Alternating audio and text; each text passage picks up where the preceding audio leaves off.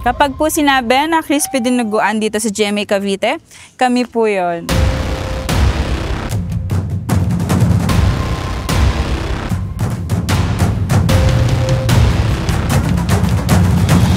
At ito ngayon ang trending na crispy dinuguan ngayon dito sa GMA Cavite.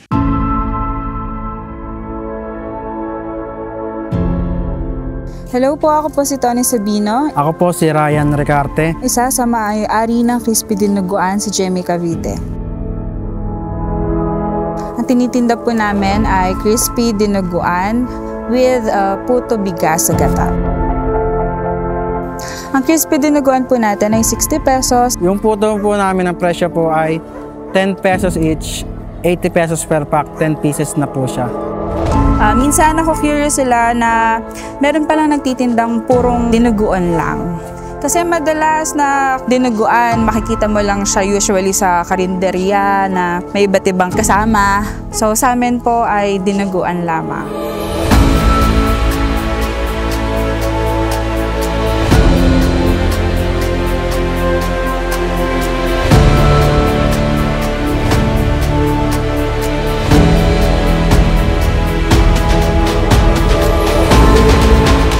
Nakaapat na kaldero po kami per day. 105 kilo a day.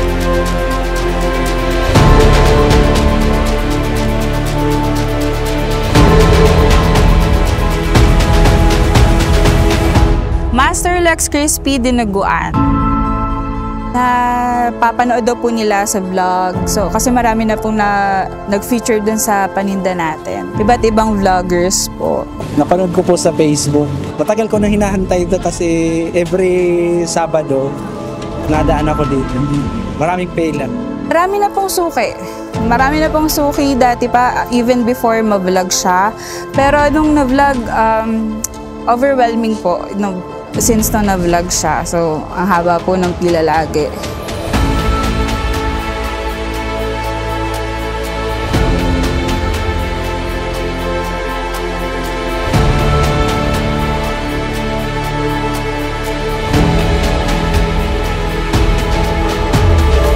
Tapos sa TV po once, GMA 7 po, na-feature po kami sa Good News.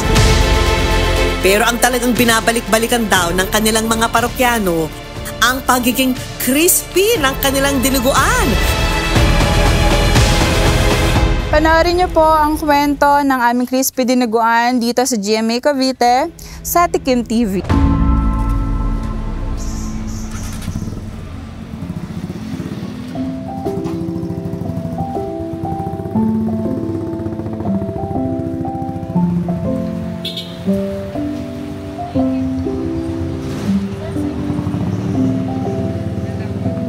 Located po kami sa Poblacion 1, Congressional Road, GMA Cavite.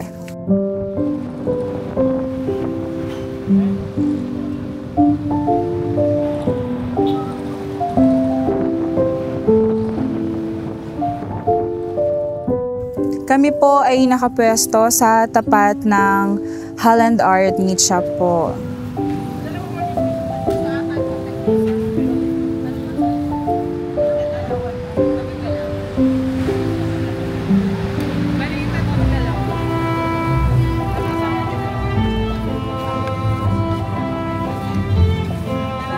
Open po kami Monday to Saturday, 4 p.m. hanggang maubos po. Pero usually mga 7 to 7:30 p.m. po yung upos.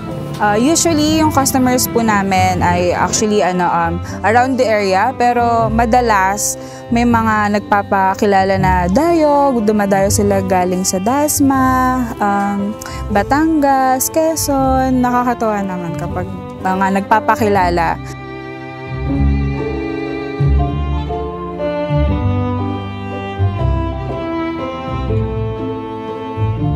So, bali yung dinuguan po kasi namin is nag-originate siya from my lola, si Lola Cora po. Siya po talaga yung nagdidinuguan. Parang bata pa po sila mami, yung mga kapatid nila, naglalako na sila dinuguan alone. Dati pa lang, nagtitinda na po sila ng dinuguan hanggang sa naipamana sa mga anak ni Lola, hanggang sa aming mga apo. Hindi nawala yung pagtitinda ng dinuguan sa amin po. So bali yung dinuguan po natin, in-improve po siya. Ang nakaisip po nun yung bunso kong kapatid, which is siya talaga yung push na magtinda ng dinuguan sa aming mga apo ni Lola. So in-improve niya yon, nilagyan niya ng lechong kawali, kaya siya naging crispy dinuguan.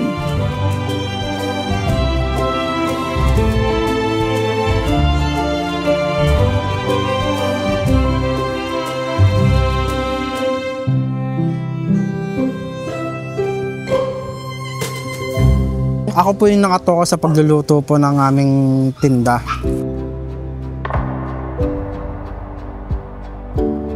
Pag kami po ay nagluluto ng crispy dinuguan, ganito po ang ginagawa ko. Unahin ko po ang kaldero, papainitin ko po, sunod ko po ang mantika, igilingin ko na po yung bawang, sunod po sibuyas, tapos suka, okay na po siya. Pag papakuluin po, pag kumulo na po, susunod na po yung dugo. Pag medyo kulo na po yung dugo, lalagyan po natin siya ng lasa, mga asin po, tapos nilalagyan po namin ng patis. Ayun na po, pag kumulo na po siya, okay na po. Kapag ang dugo po kulay itim na po siya, okay na po siya. Tapos medyo malapot-lapot na po siya. Pag hinalo po, medyo maganit-ganit na po yung malapot po.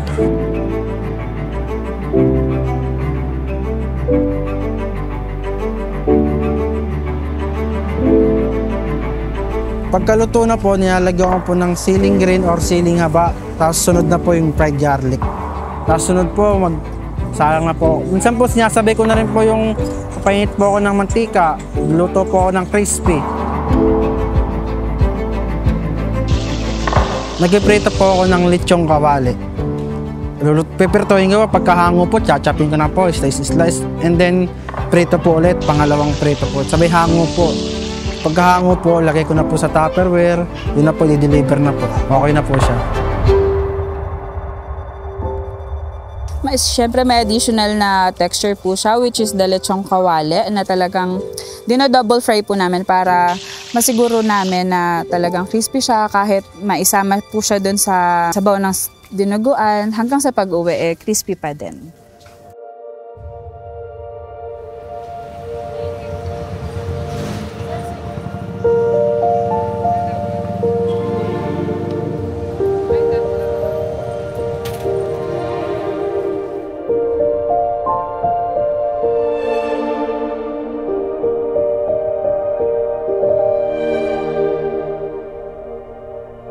Yung pakiramdam, parang sure deal siya, parang hindi pa rin kami makapaniwala na ito lang naman po yung tinda namin, nothing special, talagang mahilig lang po talaga kaming magluto. And kailangan lang pong mag-end meet ba every day. Yun lang. Tapos nakakatawa yung feedback ng karamihan. Crispy. Sarap, yummy. Base sa mga komento ng mga suki natin, binabalik-balikan po nila yung lasa and also the texture. Crispy, pwedeng ulam, pangpulutan. Yung lasa po kasi ay kumakapit po talaga dun sa laman kasi nga creamy po yung dinuguan natin at talaga namang nilutong maigi kaya hindi po siya malansa.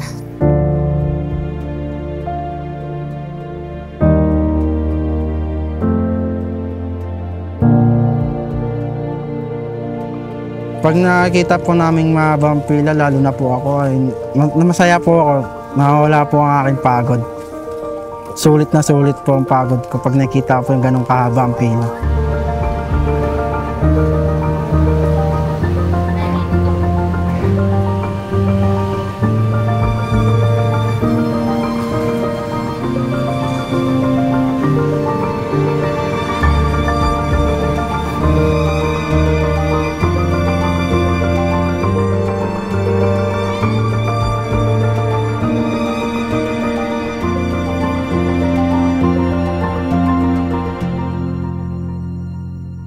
Sa pagnenegosyo po, hindi lang sapat yung puro plano. Kailangan talaga may gawa, dapat pulido.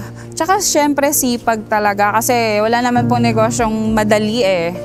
Along the way kasi matututunan nyo na po kung ano yung kailangan nyo. So, malalaman nyo na din kung paano yung kailangan yung gawin, kung anong system dun sa pagtitinda nyo, kung sino yung magsasando, kung sino yung sakahalang, kung sino yung magre-refill, kung sino yung magbubuhat. Importante po yun na kailangan pag-usapan talaga. Hindi lang sa owners. Kailangan hingin mo din yung opinion ng mga kasama mo, mga nagtatrabaho sa inyo para organize po at nakakaintindihan lahat.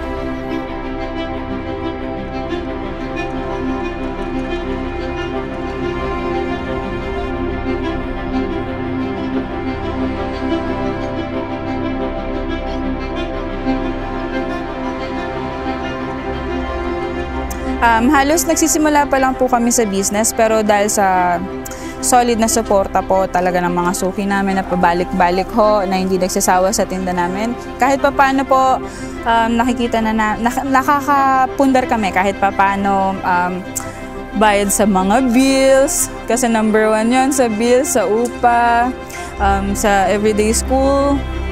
And most importantly, napakasaya ko po kasi kahit ganito kakasimula pa lang po namin, nakapundar kami ng munting tricycle na sobrang laking tulong po sa business namin. And also, under renovation yung kusina namin na hindi pala biro pero kinakaya po na kahit pa paano may natitira pa naman po para sa mga gastusin natin.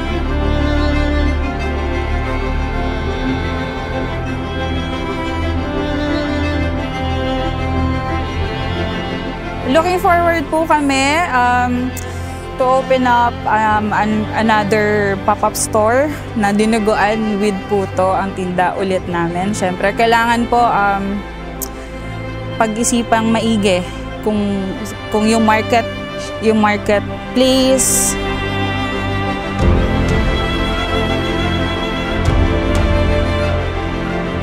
Maraming salamat po sa mga suking walang sawang sumusuporta sa amin. Hindi nagsasawa sa aming tinda. And aside from our suki, syempre yung mga nasa platforms po sa vlogging, food vloggers po. Maraming salamat po sa pag-feature sa amin ng kahit bago pa lang po yung tinda namin. Pansin niyo po yung aming paninda at nag-effort po kayo na i-feature kami kahit pop-up store po kami na nagsisimula lang. And most importantly, syempre po kay Papa God, kay Lord God. Kasi kung wala po yung prayers namin, wala po ito. Iniimbitahan ko po kayo na kumain po sa special crispy dinuguan namin. Dito lang po matatagpuan sa GMA Cavite.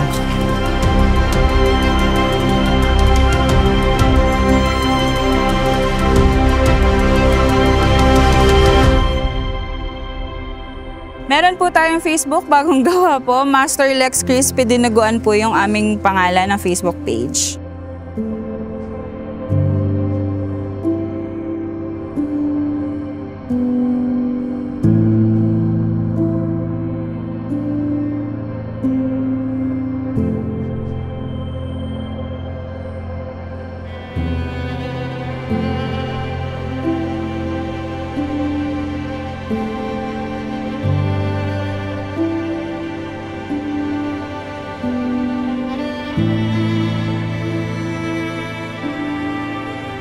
For more inspiring food stories, please subscribe to Tikim TV YouTube channel.